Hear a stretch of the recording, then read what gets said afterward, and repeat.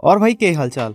आज मैं बात करने वाला हूँ बेत्तैया फिल्म की, जिसमें रजनीकांत, अमिताभ बच्चन और फहाद फैजल जैसे दिग्गज कलाकार शामिल हैं। मैंने इस मूवी को बड़ी उम्मीदों के साथ देखा, तो बात करते हैं क्या ये मूवी सच में इतनी जबरदस्त थी या नहीं। कहानी एक पुलिस ऑफिसर की है जो एनकाउंटर स्पेशलिस्ट है। उसकी जिंदगी में एक केस आता है जिसमें कुछ गड़बड़ी हो जाती है, जिसकी वजह से उसको कई चीज़ों का सामना करना पड़ता है। एंड आगे मूवी में भी इसी के रिलेटेड ही आपको कंटेंट देखने को मिलेगा। यहाँ एक जज के रूप में अमिताभ बच्चन का कैमियो है, जो कहानी में जस्टिस और इनजस्टिस के बीच की जंग को प्रदर्शित करता है। लेकिन जैसा कि हम जानते हैं, फिल्म सिर्फ कहानी नहीं होती, वह हमें एक अनुभव भी देती है। रजनीकांत का नाम सुनते ही फैंस में एक अद्भुत सा उत्साह जाग जाता है। सीटियां, तालियां और चीयर्स से पूरा थिएटर गूंज उठता है। जब फिल्म शुरू होती है तो दर्शकों को एक नई यात्रा पर ले जाने का अनुभव होता है। हालांकि इस मूवी के कुछ पल ऐसे हो सकते हैं जो आप ज्यादा प्रभावशाली नहीं है, लेकिन रजनीकांत सर है तो फिल्म में उम्मीदें बाकी हैं। फिल्म की लंबाई लगभग 1.25 घंटे की है, लेकिन इंटरवल से पहले की भगदड़ में ऐसा लगा जैसे मामला जल्दी सुलझ जाएगा। फिर इंटरवल के बाद कहानी तेजी पकड़नी शुरू होती है, लेकिन इसी बीच में हमें फिल्म कई मुद्दे दिखा देती है। या मैं इसको यूं कहूँ, कई रास्ते चलते हैं पर मंजिल नहीं मिलती।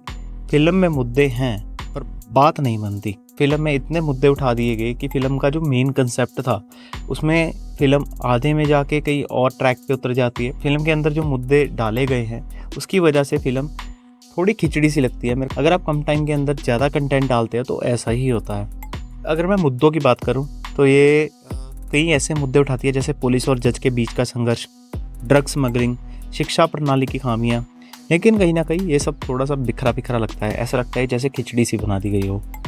रजनीकांत, अमिताभ बच्चन और फहाद फैजल जैसे प्रभावशाली कलाकार के होते हुए भी मुझे लगता है कहानी को सही दिशा में ले जाने का मौका डायरेक्टर ने खो दिया। ये मान के चलो कि इनका फिल्म में होना ही अपने आप में एक दमदार कास्टिंग है, लेकिन मेरे को लगता है डायरेक्टर ने इनकी क्षमता का पूरे तरीके से इस्तेमाल नहीं किया। जितनी कहानी आपने दिखाई उसने में इतनी बड़ी कास्ट और इतने बड़े बड़े नाम, मेरे ख्याल से उन्होंने तो अपनी परफॉर्मेंस दे दी, पर कहानी में इतना दम ही नहीं था कि आप लोगों को उसके साथ इतना कनेक्ट करके रखो। या तो आप कम से कम मुद्दे डाल के कहानी को टू द पॉइंट रखते, तब मज़ा आता मेरे ख्याल से। बाकी इंजॉयबल कहानी तो है, मैं ये नहीं कहूँगा कि बिल्कुल ही बोरिंग आप मत देखिए। इतनी बड़ी कास्ट का एक फिल्म में होना ही अपने आप में बड़ी बात है। तो मेरे ख्याल से इसीलिए आपको अगर एक बार इस मूवी को देखना है तो देखिए ज़रूर, मज़ा ज़रूर आने वाला है।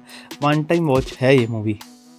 या मैं यूँ कहूँ, जब सितारे हो आसमान में पर वो झिलमिलाते नहीं।